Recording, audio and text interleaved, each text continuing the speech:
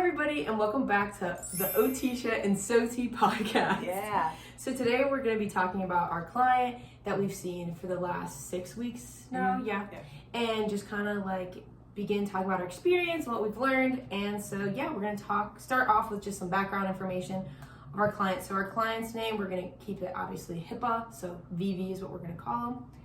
And her life roles is a student, she's in middle school, she's a daughter, a sister, and a sports team member. So our client has a lot of different interests and values. She really loves sports. She's been in multiple sports teams throughout her time in school. She loves anything Sesame Street and Muppets and like Kermit the Frog and that kind of stuff. Yes. She loves that stuff. She also loves Sage, the therapy dog on campus. She does have a fear of dogs, which we'll bring up later. She loves Sage. She is also in a dance class currently and loves performing, dancing, singing, that kind of stuff. And then as far as goals go, her goals and her mother's goals were kind of connected, so we worked with her mom to determine her goals. But they were donning a t-shirt in 2 out of 3 tries with min assist and participating in a kitchen task while remaining regulated for 3 to 4 minutes with mod assist. Some occupations that she is successful in is painting or like any leisure activities, classroom participation she's very good at, any social or friend relationships she has a really good time with. She can undress fully independently, and she loves singing and dancing. Yeah, and then some occupations that are challenging for her are putting on a bra and a t-shirt. She also cannot tie her shoes or fasten buttons. She struggles with washing all of her hair. She often forgets the back or doesn't reach the back. And then emotional regulation throughout tasks, which we'll also bring up a lot later because that was kind of an underlying goal. Yes. And then making meals for school, such as like lunches, and then a lot of self-care tasks. Yeah, so the environment that was like really supportive for her is that her mother has worked with special needs children for a very long time, and she's very well educated and very willing to help Vivi to reach any goals or like assist her in like her independence in her life. And her family actually owns a play center for children with special needs, and she's receiving PT on campus and has received OT in the past and will continue to receive OT in the future. Yeah, so as far as patterns of engagement go, while she's completing occupations, she often requires verbal and visual written instructions. There's not a lot of just spontaneously starting activities or continuing stops. She also uses a lot of motivational videos and characters to help encourage her before and during activities, as well as like gross motor activities either before or during to kind of give her that sensory input and help regulate and focus her. And then also something we used a lot was a visual chart for regulating emotions, so helping her see emotions so that she can identify them and then like the possible steps for solving those. And then her priorities, what you need to keep in mind is that she is 13 years old. So her priorities mainly revolve around family, going to school, Sesame Street, and anything to do with Sage. Yeah. Okay, so then we're going to talk a little bit just about the evaluation process, some of the things we picked out during our initial evaluation and our discussions with her mom. So for Vivi, the biggest barriers to her occupations, she was born with an occipital encephalocele, which impacted her vision and motor coordination pretty significantly. She also has hydrocephalus and epilepsy, as well as autism. So all of these barriers kind of challenge her ability to memorize things, comprehend instructions and tasks, bilateral coordination, fine motor skills, gross motor skills, vision, focus, balance, emotional regulation, sensory regulation, and attention. She does have a lot of supports though, as we kind of stated before. She's a very, very supportive family, and she currently lives with them, so that's always very helpful. And she receives OT at her school, like by an actual OTR, and she also receives OT and PT through the CW clinic, so that's always supportive. And then there were some specific challenges to overcome that we noticed through our evaluation. The first one was emotional identification and regulation, as I said before, as well as motor coordination and strength, We did assess her visual fields, and her peripheral vision was very low. She had to turn her head to look at anything that wasn't directly in front of her. She also had some deficits in expressive language, so she struggled to say what she was feeling in particular. And then just motivation. If the activity was not interesting or fun, or if she struggled with it at all, she would just give up immediately. Yeah, and so now we're going to talk about what theory that we really liked and mainly used to help like view the situation and like build our interventions. And so the theory that we used is the PEO, which is the person, environment, occupation. And it's really looking at holistically how the person will like react to the environment, how the environment is set up, and the occupations that they're actually performing in the environment. So our person is our client, Vivi, and this relates to how she's able to see herself and actually motivate herself and just be expressive about her emotions throughout the day and when she needs help. So the environment that we mainly saw her in is the CW Pro Bono Clinic. Basically, the feeding room is where we did majority of our interventions. The environment was set up so that everything was really, really engaging. So like we did a lot of crazy kind of little cooking interventions that would help her stay motivated to like actually want to cook and like follow the multi-step directions, so it can like be enriching and like the neuroplasticity in her brain can like actually occur, and hopefully we can see an adaptive response showing that she's like improving in her abilities for regulation, kitchen tasks, and shirt donning. And then, as I kind of just said, the occupations are kitchen tasks and shirt donning. And so looking at all these collectively really helped us build interventions that are really specific to our client and really trying to figure out what would be motivating or stressing in the environment and how she would react, and supports that we would need to build while she's reacting to any environmental stressors that we would build, and the difficulty of the occupations and how we want to grade up and grade down. So a specific example is that we use Sage throughout one of our sessions, and it was really cool to bring Sage in because we were working with the environment and building a really environmentally stressing environment, because although she really is motivated by Sage, Sage is also very, very anxiety inducing for her. So we, before like even bringing Sage in, we made sure to show her like a picture and a visual of Sage, and showing that like, oh, he wears a protective vest, and this is how you know this dog is safe and that you don't need to be worried. And we also put like poly spots on the ground to show like how close do you want Sage to be near you, or how far do you want Sage. And so this really helped us build an environmental stressor that like helped her work on her emotional regulation. So the supports that we added were things like that, and like the emotional regulation chart and pictures of like how she could show how she's feeling about like Sage being in the room and how she's feeling about performing the occupation. So like we knew how she was feeling and she didn't have to like hold it all inside. And then the occupations that we performed were also very, very motivating for Sage. So like she was able to decorate a shirt that she could wear for Sage, and she was able to cook a meal and then give Sage a treat on the ground or something like that.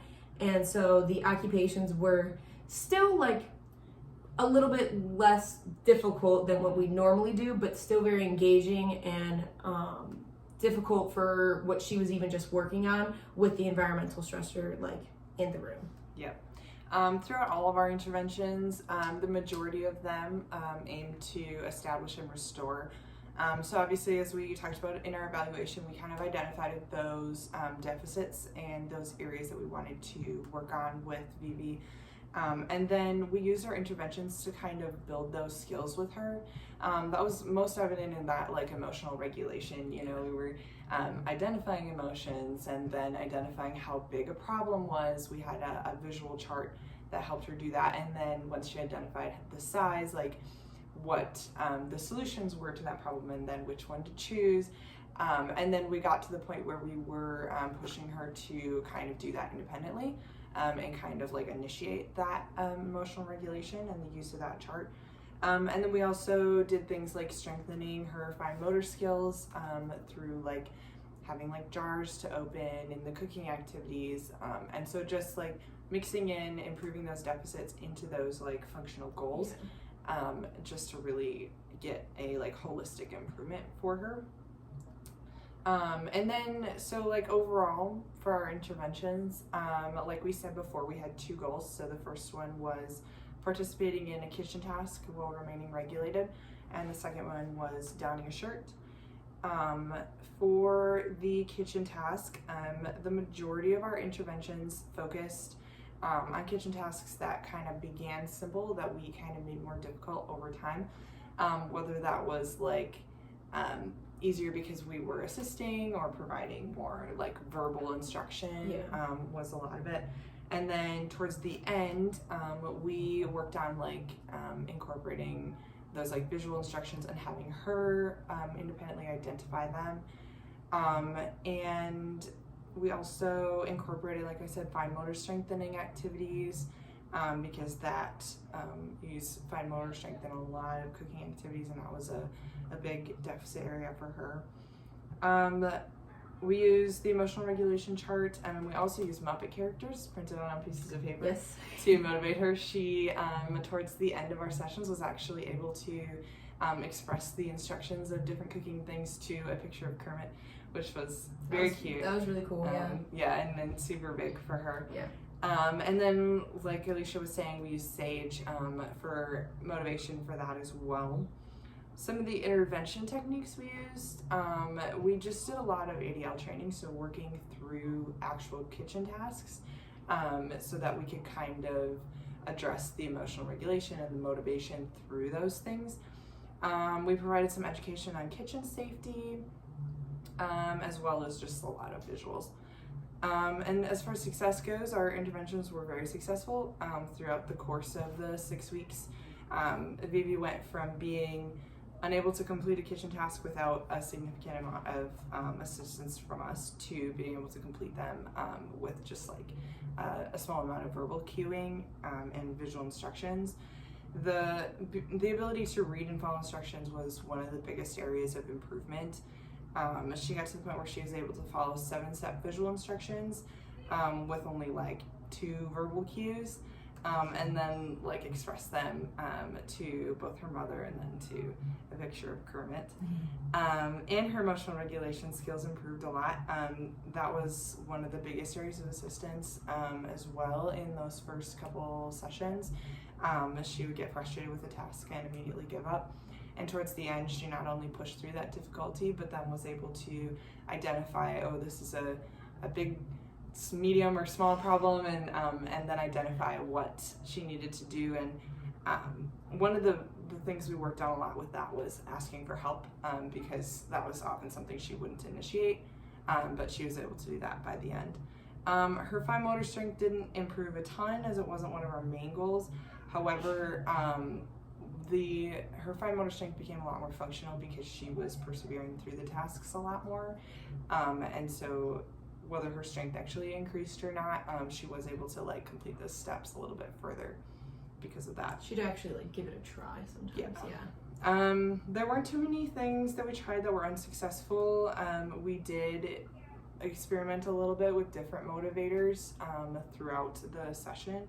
And there was a couple times we attempted to remove motivators and had to add them back in because they were extremely beneficial.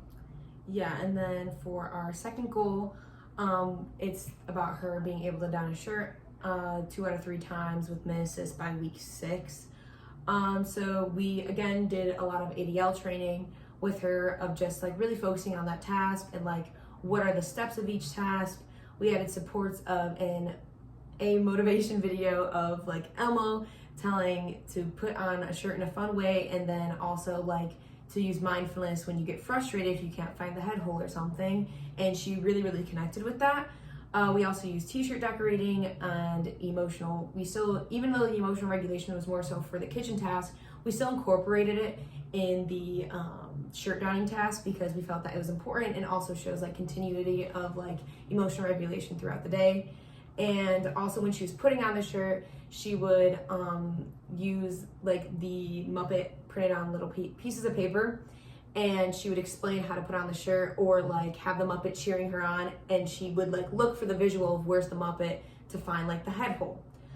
At first, we did use a modified shirt with a big cut for a head hole so she could find the space, and we also highlighted like where the head hole is and where the arms hole are, so then she knows where to like put her body. But realistically, she didn't even need that support. We even made a visual of how to like put on a t-shirt, and it's like pictures of me putting on like one hole in one. She didn't even need that. Like, she had that part of it down. It was more so like, again, the emotional regulation of like figuring out what to do when you can't see your surroundings.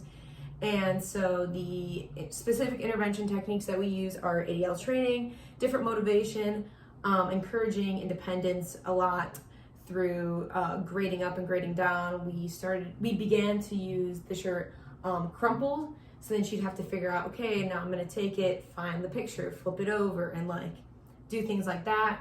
A big support was the emotional regulation charts and her visual guides that did not really were used. But majority of her interventions were very successful. With the support, she was able to fully be able to put on a shirt. And even before the task, she would say, one time she was like, okay, I'm gonna take a deep breath before, and like, and then she had all of us participate and all take deep breaths before she put on the shirt, which was really cool for us because we were like, okay, our emotional regulation, like, this is awesome, like, she's able to do it. So that was like really, really cool. However, when discharge day did come and we had to take away those supports, the ability to like shirt don became a lot harder, just because the supports and motivation of like Mo singing the song and like us really like saying, look for Kermit or look for this, I think helped a lot more than either of us really realized. And on discharge day, we tried having it crumpled because the week before we were like, oh, she's got this down, no worries, no fret. But then it was kind of difficult for her to like put it on, and we were like, oh, so like it was cool for us to see like this, how intense like the supports really helped. And that was really cool. But yeah.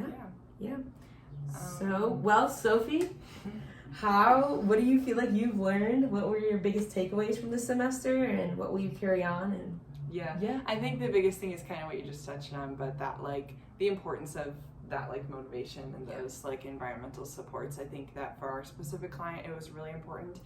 But I think then like overall, just having that like client-centeredness and sitting down and saying, these are the things that they, the deficit areas that they have, and these are their motivators, and these are what they want to do, and their strengths, and using all those things to build an intervention plan that like is so client-centered. Yes. And we saw a lot of really, really great success with that. So that was really the biggest thing. Yeah. What about you, Alicia? What were your takeaways? Oh, thanks. I think kind of like very similar to what you said. First off, obviously motivation, client-centeredness, really, I think a lot more important than I ever even realized, because like you talk about it, but until you do it and see it, it's just so different. And even with like the environmental stressors, I thought that was really cool that we got to kind of play with that and be like, okay, so if we're adding sage in, this is going to make everything a lot more stressful. How are we going to support her in other ways? And also, like, sounds dumb, and I know we're like taught it so much, is like the importance of using visuals. When we first began the kitchen task, we like had written out stuff, which like was not helpful for her at all.